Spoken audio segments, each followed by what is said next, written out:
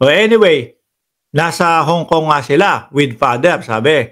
Ngayon, kung bakit din ho iniisip mga boss chief amo sir, no?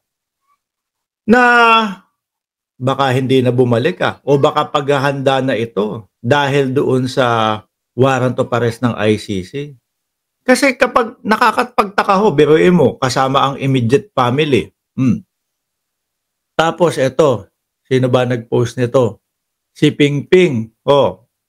Sabi niya, this is what makes this trip suspicious, no?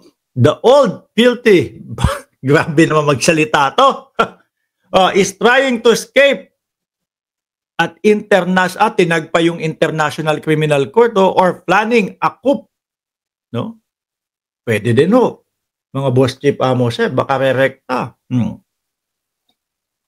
Baka rerekta kay Xi Jinping, hihingi ng tulong.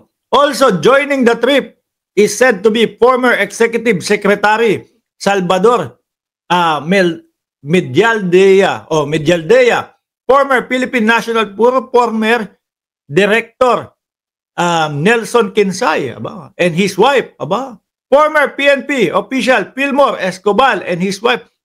Kala ko ba Thanksgiving lang? No?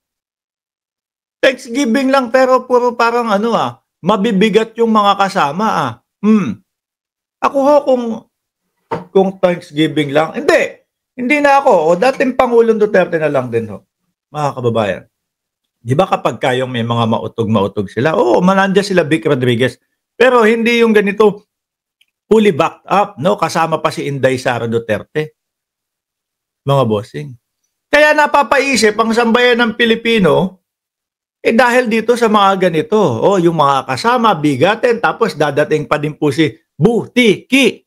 Yun daw, sabi, yun daw yung Chinese name nun No? Si Butiki. Susunod daw si Butiki. Sino pa yung kasama? Former PNP official Fillmore Escobar and his wife, former National Intelligence Coordinating Agency, NICA, Director General Alex Paul Monteagudo, all ex-PNP and intelligence officer. Ayan nga po, mga kababayan. Mabibigat ang kasama. Yung simpleng Thanksgiving lang ho, mga bossing. Tapos ganyan yung mga kasama, mapapabalitang kasama. Mapapaisip ka talaga Babalik pa kaya ang former president? Talaga kayang may warrant of arrest na? Ako mga boss, eto pakiramdam ko dyan. Tingin ko meron talaga, no? Hindi ko sinasabing tapos na meron talaga, hindi. Tingin ko meron talaga. Kung papakiramdaman mo yung mga galaw nila at yung mga sinasabi nila ngayon, no, ngayong gabi. Ramdam mo Ramdam mo na nag-uumpisa ng magpaawa. Nararamdaman mo na yung tipo hubang kinakausap na yung mga taong posibleng pumunta sa harapan para depensahan sila. Taong bayan. Di ho ba? Ramdam mo sa galaw nila ngayon. Sabi ni Dio, dito, dosena, pag nahuli si Digong na makikita ng mga Duterte na isinusuka na sila ng majority ng taong bayan, magsasaya buong Pilipinas. Manawagan po tayo ng noise barrage. Magbusina, kalampagin ang mga kaldero. Sabi naman ni Sir Tony Ninobla, bakit kasama mga amuyong ni Digong kung pasasalamat lang sa mga OFW at halos buong pamilya? Yun nga ho. Ang tanong din ho nung ibang kababayan natin, paano daw? Sila Bato de la Rosa. No? Susunod dyan si Bato. Ano yun? Takbuhan na po nila? Hong Kong lahat? Nagsisigawan sa Hong Kong. Impeach Sara Now. Ay, totoo ba? So, sabi ni Aurora Leonor, ICC, you are not welcome in the Philippines daw po. Ang makakapagsabi lang po dyan, mga kababayan, ang gobyerno natin. No? Pero kami po, na mga pro-impeachment, kami po na gusto naming mga makakuha ng hustisya yung ating mga kababayan. Welcome na welcome po sa atin yan. Bakit to? Hindi naman ibig sabihin kapag may ICC tayo o nakasali ulit tayo, nakabalik tayo sa ICC, hindi na nagpa-function yung gobyerno natin. Para sa atin din nung lahat yan. Alam nyo, kayo, mahilig kayo, sigawan, Bongbong Marcos, bumaba ka na. Pag si Bongbong Marcos gumawa ng kalokohan, no? Nandiyan ang ICC. Pwede tayong manawagan sa ICC. ICC, si Bongbong Marcos, lumalabag sa karapatang pantao ng sa Pilipinas. Para sa inyo din yan, mga DDS. Malay nyo. Di ba? Tama pala. Buti pala pinabalik natin. Kasi hindi natin mapababa si Bongbong Marcos di ba? ICC, tulungan nyo po kami. Kasi si Bongbong Marcos sobra na, labis na. Kaya lang, malas nyo, hindi naman ganyan ang ating Pangulo. Kaya ang Pangulo natin, bumabalanse sa lahat. Tingnan nyo nga, naging balanse yung laban ng Kibuloy versus si alias Amanda. Di ba? Yung mga sumisigaw ng ICC, you are not welcome, mangilan-ngilan na lang yan, mga bossing.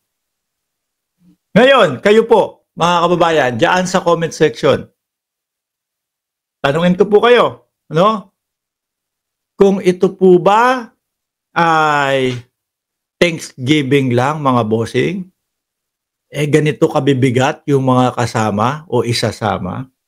I don't think so. Siguro mga yung mga bodyguard, yung mga laging kasama niya sa pang-araw-araw, yung mga senador kasi tumatakbo, di ba? Pero hindi na yung ganito kabibigat na mga all ex-PNP and intelligence officers.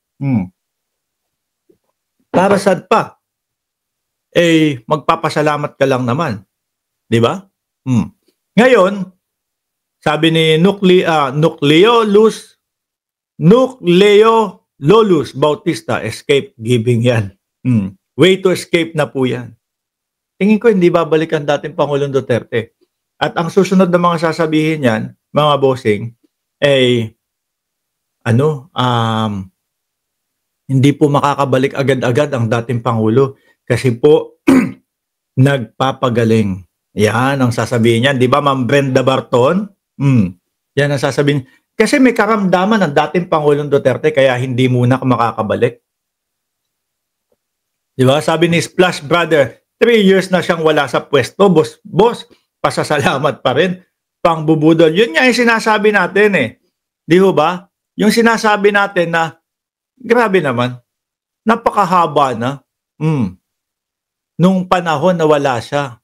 Di ba? At the same time, hindi na kaya ng tuhod para pumunta pa. Maintindihan ng mga taga-diyan, taga Hong Kong.